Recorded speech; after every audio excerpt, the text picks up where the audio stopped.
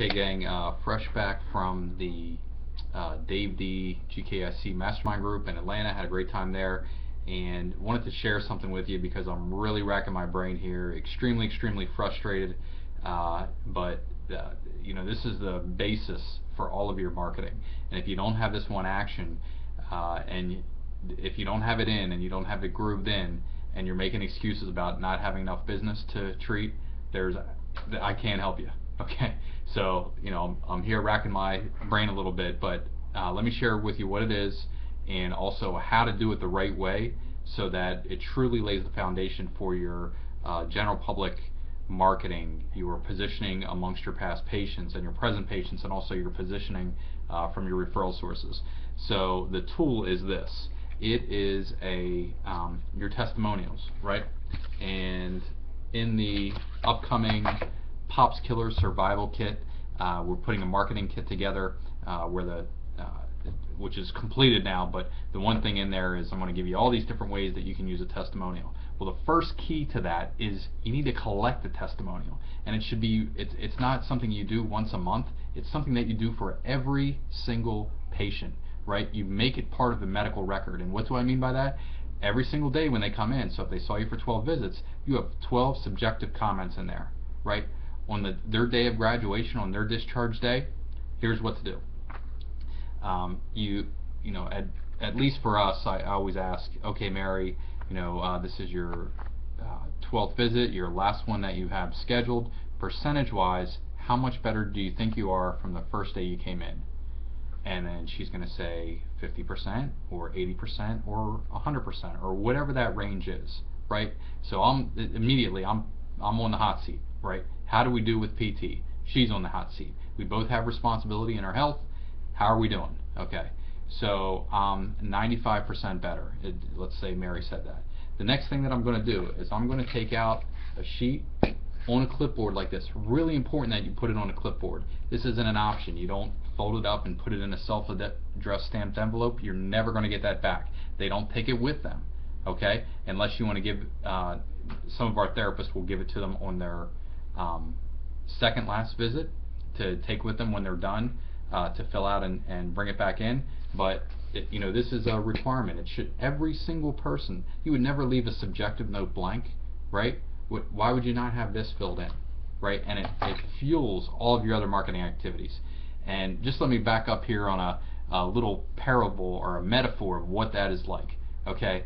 So talking with PTs, owners all over the country, I need more new patients, need more new patients, need more new patients. It's the #1 button in our industry, right? But then it's like, okay, here's you saw, let's say it's 5 patients a week. You took onto your, you took 5 new cases on a week, 5 new clients. In a year, that's 250 clients. How many success stories do you have in your 10-year PT career? 0. Not good. Okay, and I mean, they should be kick butt. So we want not only a large quantity, we also want the best quality.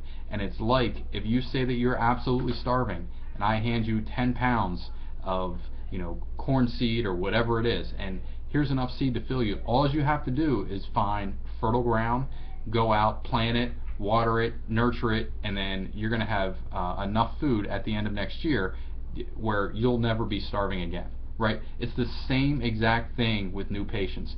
Don't make an excuse about new patients if you're not willing to do this action, because the action really speaks much louder than I need new patients, I need new patients. If I just had this, then I could take my family on a nice vacation that we want to go on, or then I could just pay off my student loan, or then I would be out of debt. If I would just have enough new patients, right? I'm giving it to you, and it starts. This is the seed that is going to give you all that huge harvest later on down the road. But you have to see it as that, and if you don't, you're really going to struggle to carry it out, because it'll drop out, especially if you have other physical therapists working for you and you don't emphasize this. It is going to drop out immediately, okay? So that's the big reason why, all right? And the how is this. So I asked the percentage. Mary, how much better are you? 95%. Fantastic. Mary, here, this sheet right here that says your patient's results. We've been calling it that for years. You can call it whatever you want to. Your results. or how you did in PT, or my story in PT, or whatever clever name you want to come up with it. Keep it simple, right? And then below that, we have very simple instructions that we've tinkered with over time to get the best possible testimonial. But here's what it says. Tell us in your own words about your experience here. Be sure to include activities you had trouble with before PT compared to how you are doing now. We want it to be functional. This is, let me give you an example of a few things that I just read recently. So my experience here was great. I'll continue to do the exercises at home. The therapist was always nice. Basically, from week to week, the improvement was obvious to me. Like all that stuff, like when you hear that, like people are nice, I'll definitely refer. Okay, that's a huge red flag for you, right? Like you want to get to the heart of the matter, be willing to probe. So here's how you do that. You ask the percentage first. How much better are you? Fantastic. Mary, I want you to write that down. Here's a clipboard, and I do not treat them. I don't go through any exercises. I don't start treatment until they complete this on their last scheduled day. Okay, if they tell me they're 50% better and there's still room, then we're gonna, do a continuation plan. I'm still collecting this. Here's how they're doing now. If we schedule another 6 visits, another 12 visits, we'll do another one on their graduation day. So I get the percentage. Hand the clipboard and the pen, right? Just lost my pen. So here you go, Mary. I need you to complete this. Fantastic. She does that. You're going to hand her the sheet on the clipboard. You're then going to go over it. And this one says signature, date at the bottom, printed name, permission to publish, yes or no. Okay, 90% of your people are going to say yes, right? Especially if you have a good relationship with them, and if you're warm to them, and if you really have satisfied their need, and they just didn't come to you because they don't have a copay. The insurance, actually those days are over. They used to say when I started, well, insurance is paying for it. Like if I would hear a bad PT experience, and my doctor told me that I'd come here. With a $40 copay now, that's gone. Those days are over. But anyhow, permission to publish. And if they say no, I'm not really worried about it. I just say, hey, this is going to go into your medical record, and verify to your insurance company what we've done in here. It's part of your medical record, right? And we truly make it that. Anyhow, so we do the sheet. The next thing that I do is before I start working with Mary, I stand there in front of her and I read it, right?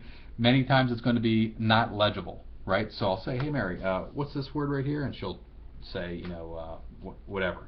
And I'll go through. If there's a problem, we'll handle it with her. We have somebody full-time on staff to make sure that doesn't happen, a quality care specialist, but I'm going to do that.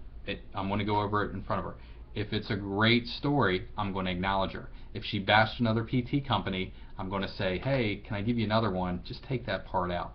Or if she bashed her doctor, or whatever it was. If there's something really negative, is there a way that you would rewrite this for me, or can we just cross it out?